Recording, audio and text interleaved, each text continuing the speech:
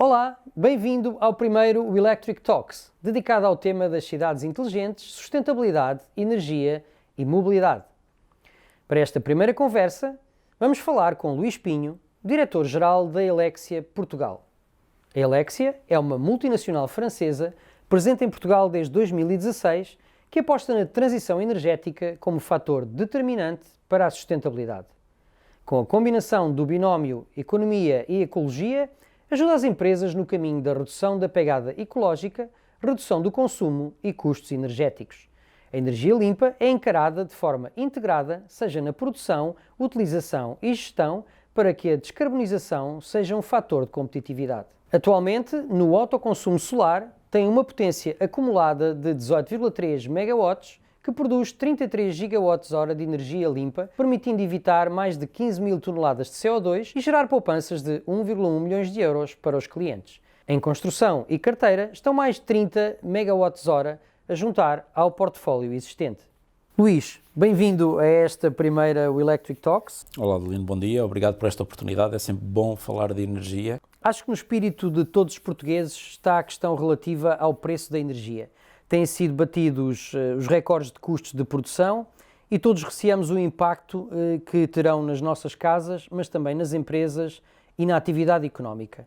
Quais é que são os motivos para esta situação? Efetivamente, temos vivido tempos estranhos, atípicos. Há várias condicionantes que estão a gerar estes aumentos de preço. Eu diria até que estamos a falar de uma tempestade perfeita. Temos, por um lado, uma menor produção de energia das fontes renováveis, solar, eólico e hídrico, fruto das condições meteorológicas. Depois temos, em paralelo, o aumento explosivo do preço do gás e das licenças de emissão de CO2, que são muito relevantes, e há algumas condições para isso, posso falar um bocadinho sobre isso. E depois temos também, de forma generalizada na Europa, o fecho de centrais de produção de energia a carvão e também o fecho de grande parte da capacidade nuclear alemã. Portanto, é esta combinação toda que faz com que, associado ao efeito que nós temos, que estamos a viver neste momento na Europa, por força da pandemia, um consumo, uma procura de consumo que é de certa forma errática e coloca alguma indefinição nos mercados quais são as reais necessidades de energia. E, portanto, é tudo isso que está a gerar estes aumentos de preço de energia. Eu diria que o mais importante neste momento será efetivamente o gás, porque são as centrais de gás ou de ciclo combinado que estão a ser usadas para complementar ou para ajudar o sistema elétrico nacional a dar resposta às necessidades de pico. Como o gás subiu muito de preço, isto tem a ver com o aumento da procura, com a diminuição da oferta, mas também questões mais geopolíticas com a Rússia, nomeadamente com o pipeline, com o Nord Stream 2 que atravessa a Ucrânia e, como nós sabemos, temos visto nas notícias, a Rússia está-se a posicionar de forma militarmente perigosa na Ucrânia e, portanto, é essa pouca oferta de gás que tem aumentado também o preço de gás e, portanto, é esta tempestade perfeita que nos está neste momento a provocar preços assustadores de energia. Mas poderá ser um bocadinho sazonal, ou seja, as necessidades de energia são diferentes ao longo do ano, estamos ainda no inverno, não é? É natural que isso possa aliviar um pouco agora nos próximos meses? Eu não sei se será efetivamente nos próximos meses. As projeções, elas mudam a cada dia, eu diria quase a cada hora. Eu diria que, tendencialmente, os preços de energia voltarão a preços que nós conhecíamos há um ano ou há um ano e meio. Porquê? Porque temos uma incorporação cada vez maior de fontes de energia renovável e que vão compensar o fecho de centrais a carvão, como o Pego, como Sines, mas como outras na Europa, e também o fecho de grande parte da capacidade nuclear alemã e a incorporação de fontes de energia renovável que têm um preço marginalmente mais baixo, vão acabar por forçar os preços para baixo. Dizer também que tudo isto é, de certa forma, potenciado pela forma como o mercado em Portugal e Espanha, o MIBEL, funciona, mas de certa forma replicando aquilo que acontece noutros mercados, que é o mercado marginalista, ou seja, é a última capacidade necessária a entrar para suprir as necessidades do sistema elétrico nacional que define o preço para todos os outros. Isto quer dizer que as primeiras fontes de energia a entrar no sistema elétrico nacional, mesmo que tenham um custo zero, se a última capacidade a entrar no sistema tiver um preço de 300 euros por megawatt-hora, todas as outras anteriores vão receber receber 300 euros por megawatt-hora. Portanto, eu antecipo que mais tarde ou mais cedo, se calhar mais cedo, haverá uma discussão mais profunda sobre o método deste mercado marginalista, por forma a que estas capacidades que são necessárias para assegurar o funcionamento em contínuo e estável do sistema elétrico nacional não impactem de uma forma tão, eu diria, violenta o preço de todas as outras fontes de produção. Ok, isso leva-me à próxima pergunta, que é: a descarbonização na produção de energia e o abandono progressivo dos combustíveis fósseis é um objetivo essencial para combatermos as alterações climáticas. Mas temos em Portugal um sistema energético integrado capaz de garantir a estabilidade e a segurança do fornecimento de energia sem as centrais de carvão, que tinham um papel importante em períodos de pico?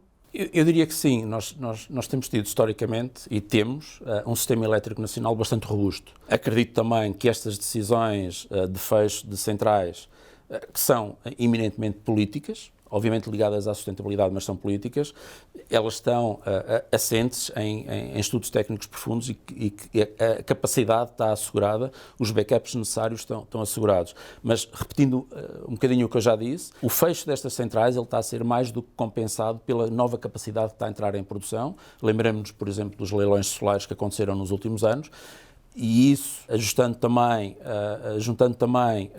a crescente capacidade de armazenamento, que são sistemas que se tornam cada vez mais eficientes e mais económicos, vai tender a equilibrar o sistema, para além de que o sistema elétrico nacional, para além de robusto, para além de eficiente, ele não é isolado. Portanto, há uma ligação interpaíses, com Espanha, com França, etc. E, portanto, diferentes condições meteorológicas num exato momento em diferentes países, ajudam a que haja um fluxo de energia entre países para assegurar um fornecimento contínuo. Portanto, eu diria que sim, que a descarbonização é necessária, acho que é hoje que deve ser feita, não devemos deixar isso para as gerações futuras, faz parte daquilo que é a nossa missão e o nosso legado. É uma transição, é uma mudança e é dura, ela cria discussão, cria medo, mas temos que a fazer agora, e às vezes é preciso criar aqui algumas tensões para forçar também o desenvolvimento, nomeadamente, por exemplo, do armazenamento. E é isto que impulsiona para que o armazenamento seja cada vez mais eficaz, mais eficiente, mas também mais competitivo em preço. Falou muito bem que estamos integrados num sistema europeu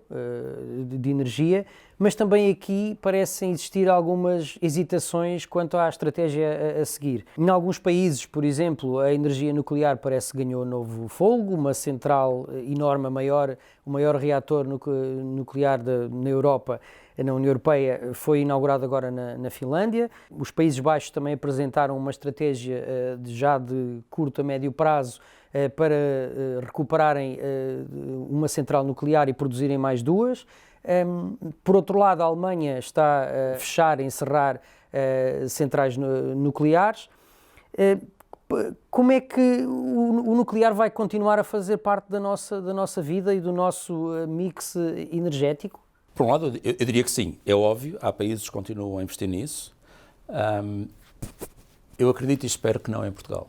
Não é um bocadinho aquela história de na minha quinta não, no meu quintal não, mas eu acredito profundamente, apesar de reconhecer que o nuclear tem um peso importante no mix energético, os custos associados e os riscos associados para mim são demasiado preocupantes. Mas nós temos uma central nuclear em Espanha que há muitos dias trabalha para Portugal, para abastecer Portugal. Portanto, na prática... Sim, é verdade. E eu reconheço que elas são importantes para o mix energético e para assegurar alguma estabilidade.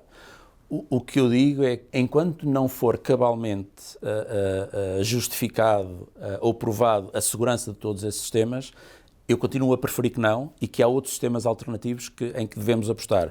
Não só porque são, em termos de custo, mais eficientes. Esta ideia de que o nuclear é mais barato, eu não acredito muito nisso.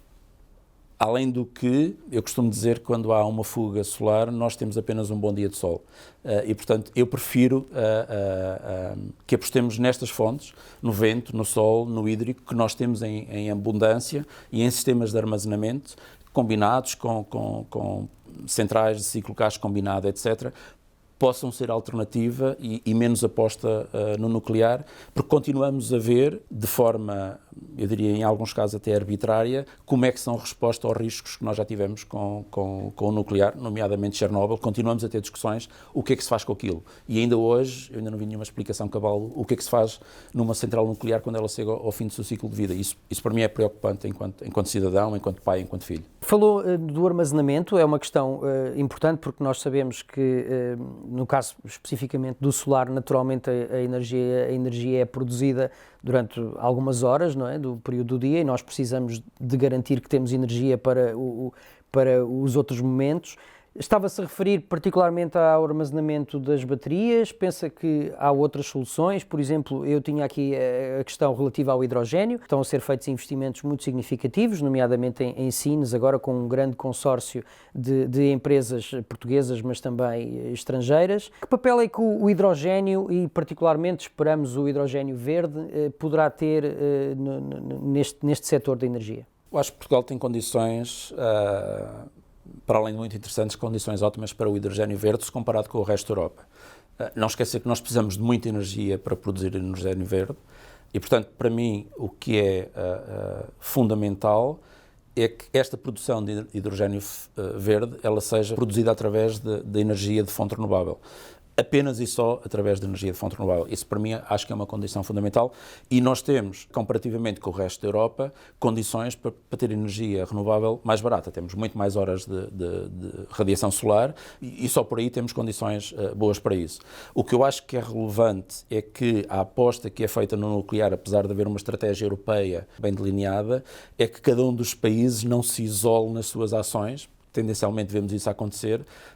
O que eu acho que devia ser feito é que seja efetivamente uma estratégia interpaíses, comunitária ou até mais do que isso, que permita ter uma infraestrutura que seja de acesso generalizado e que por isso se torne mais competitiva. Gostava também que em Portugal não falássemos apenas no hidrogénio verde como produto final, mas que pensássemos de uma forma mais global em capturar todo o valor associado a esta fileira. Eu diria que neste momento o bottleneck está na capacidade de produção dos eletrolisadores e eu acho que esta é também uma oportunidade para Portugal investir na industrialização, na reindustrialização. Nós temos engenharia, nós temos capacidade industrial para estarmos também nesta parte inicial do ciclo do hidrogénio, na produção de eletrolisadores e aí termos uma mais-valia acrescentada em todo o processo e da cadeia de valor associada ao hidrogénio verde. A eficiência energética é naturalmente uma das chaves para enfrentarmos o desafio desta transição em que nós vivemos.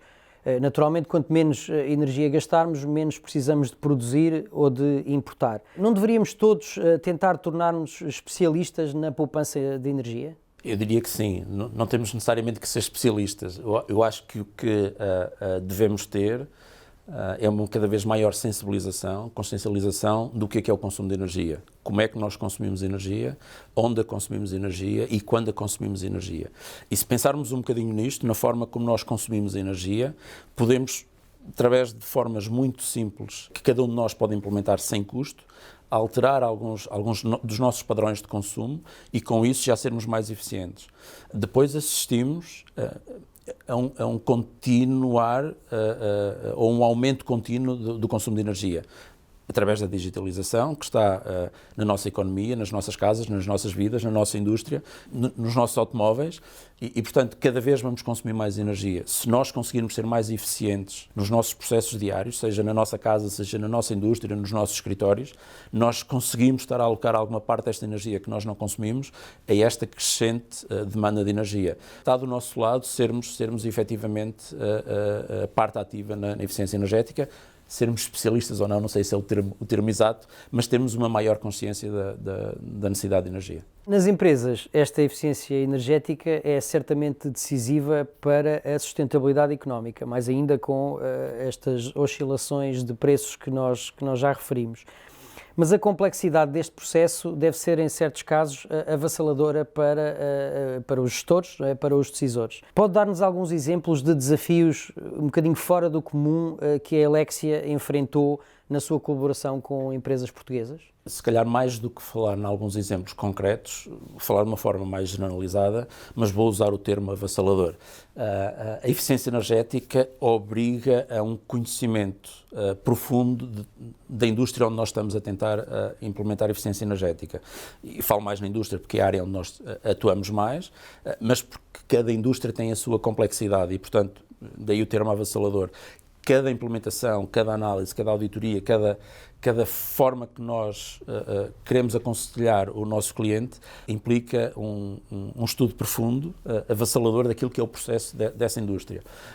Há coisas que são mais ou menos recorrentes que nós encontramos e que são um contrassenso do ponto de vista de consumo de energia, que é, vemos muitas energias que têm necessidades de produzir frio e calor, mas que depois no seu processo estão a desperdiçar ambos. E, portanto, isto é um exemplo do que acontece em muitas indústrias, mas mais do que procurarmos processos super complexos para a eficiência energética, acho que devemos começar pela sensibilização e mostrar às pessoas como é que pequenos gestos que façam com que nós deixemos de ser passivos perante o consumo de energia, mas pequenas ações podem ter um impacto que é muito relevante e que será o mais relevante até na poupança de energia destas indústrias.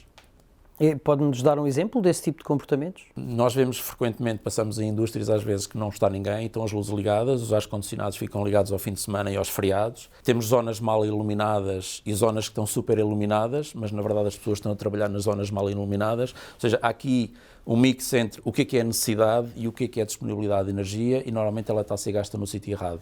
E é por isso que é importante perceber como é que as indústrias estão a consumir energia e onde é que as estão a consumir. E é interessante ver que em algumas indústrias não há ainda um conhecimento detalhado de onde é que estão a consumir energia.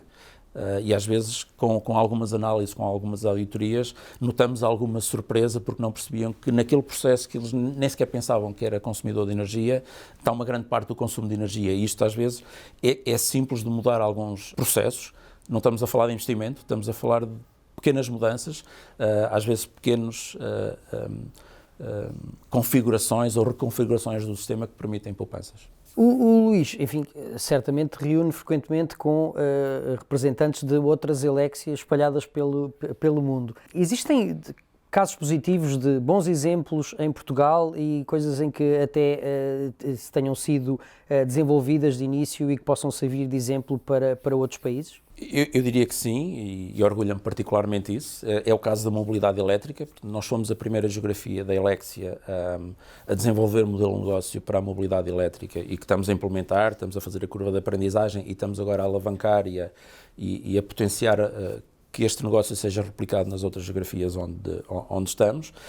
Mas o que é importante na nossa organização, que é uma organização que está a crescer muito rapidamente, é a forma como nós estabelecemos a partilha de conhecimento, a partilha de experiências, para que em cada um dos negócios, sejam eles mais standardizados, consigamos encontrar sempre aquele bocadinho, aquele extra mile para tornar os projetos mais eficientes. Mas no caso em concreto eu diria que a mobilidade é um born in Portugal, da Elexia e que segue para as outras geografias. O que é que diferencia a abordagem da Elexia face aos carregadores elétricos que já têm instalados, visto que muitas vezes se coloca apenas o carregador e as pessoas ficam ali à espera? Não. Qual é a estratégia que têm que diferencia os carregadores da Elexia dos restantes operadores? Nós não estamos com os nossos carregadores na via pública, por exemplo. Não que desvalorize esses carregadores, obviamente, até porque os utilizo, enquanto utilizador também,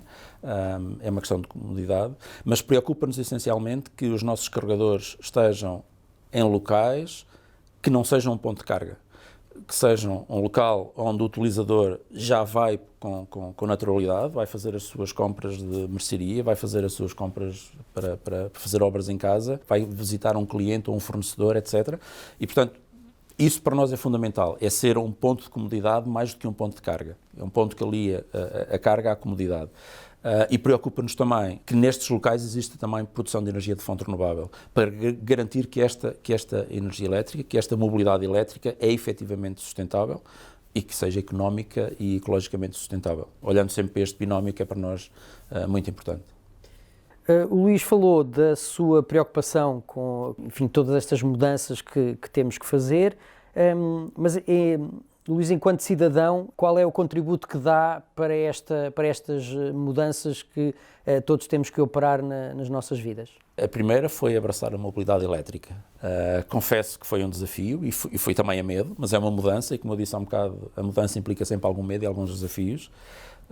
Primeiro foi uma viatura híbrida, que me preocupa que use maioritariamente energia elétrica. Na minha casa tenho painéis instalados e, portanto, a minha água quente é de fonte renovável, a minha energia elétrica é também de fonte renovável e, portanto, são estas pequenas coisas que são importantes, mas para além disso também a preocupação com os sistemas que temos, que sejam eficientes no consumo de energia, não deixar luzes ligadas. É uma coisa muito simples, que parece banal, mas tem um impacto muito importante. E, portanto, eu acho que são mais o conjunto de pequenas coisas do que muitas vezes grandes e complexas ideias e processos que fazem diferença.